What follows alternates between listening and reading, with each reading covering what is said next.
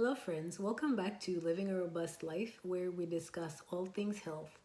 My name is Elsie and I am a holistic health and life coach. If you're new here, please take a minute to comment below and let me know what is one good thing that you've done for yourself this week. This week we are going into habit 4 of Stephen Covey's book, The 7 Habits of Highly Effective People.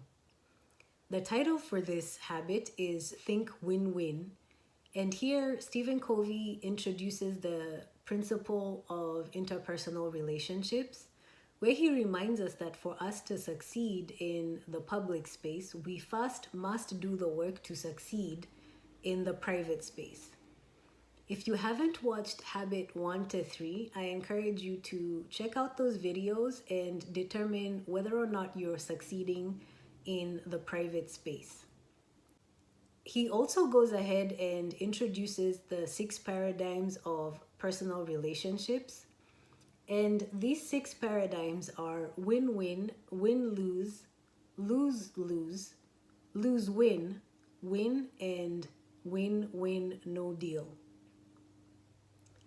In win-win and win-win no deal, all the parties involved in the relationship get out of the relationship whatever it is they seek to get out of it, while in the remaining 4 there's one party that loses.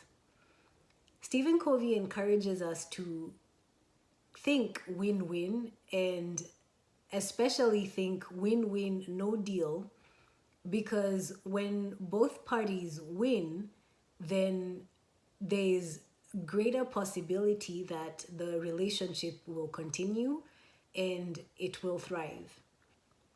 Now, in win-win no deal, it basically means that if both parties are not getting what it is they want, then they agree to do something completely different. So for example, if you and your friend are trying to figure out what movie to go and see together, and you can't agree on which movie to go see together, if you decide instead to go sit in a restaurant and have a conversation, and in this case everybody gets to choose their favorite meal off the menu, then this is a win-win no deal situation, because you chose not to go watch a movie. Instead, you picked a different outcome that both of you felt like you were actually getting your needs met. Stephen Covey suggests that for a win-win relationship to work, it has to be built on character. And character requires integrity, maturity, and an abundance mentality. An abundance mentality basically just means that you believe that there are enough resources available for everybody to get what it is they want or need, as opposed to thinking that if one party gets what they want, then the other party loses. He also says that for win-win to be successful, that the parties in the relationship need to have full emotional bank accounts, which basically means that the trust levels for both parties, or all the parties involved, is really high, and that irrespective of who is trying to withdraw from the bank account, that neither one of them is feeling like they're being shortchanged. He also suggests that we should have clear agreements on what's expected. There should be management training, performance agreements, as well as systems and processes that determine whether or not the relationship is remaining a win-win one, or one of the parties is losing. Now, the systems are basically just how you intend to hold each other accountable in whatever it is you're attempting to achieve.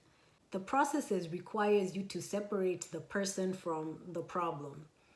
So for example, rather than saying that person X didn't do Y, that is why we are losing, look at the problem differently and figure out what options you have to finding a solution without focusing so much on blaming people.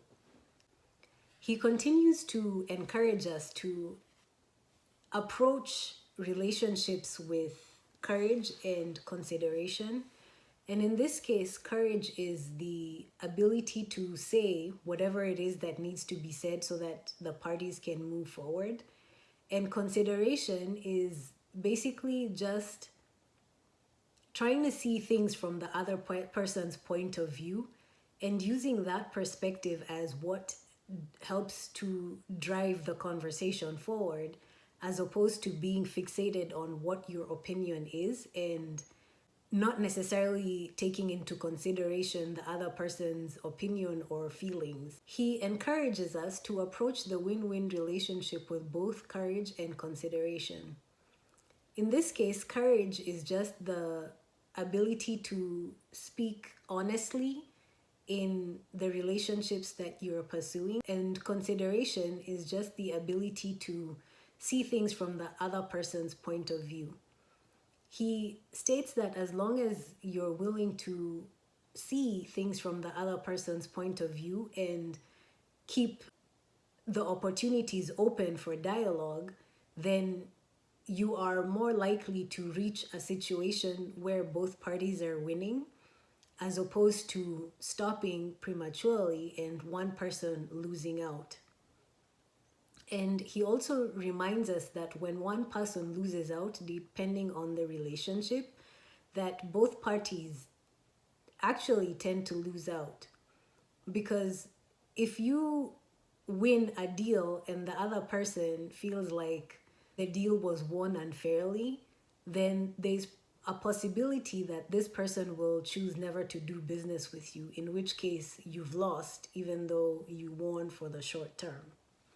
So he reminds us to be cautious and deliberate about how we approach win-win, and with the idea of making sure that we are not getting to a win-lose situation or a lose-lose situation, but rather maintaining a win-win situation at all times. If you have any questions, please feel free to reach out to me. Let me know what you're thinking. As always, your health matters, your life matters.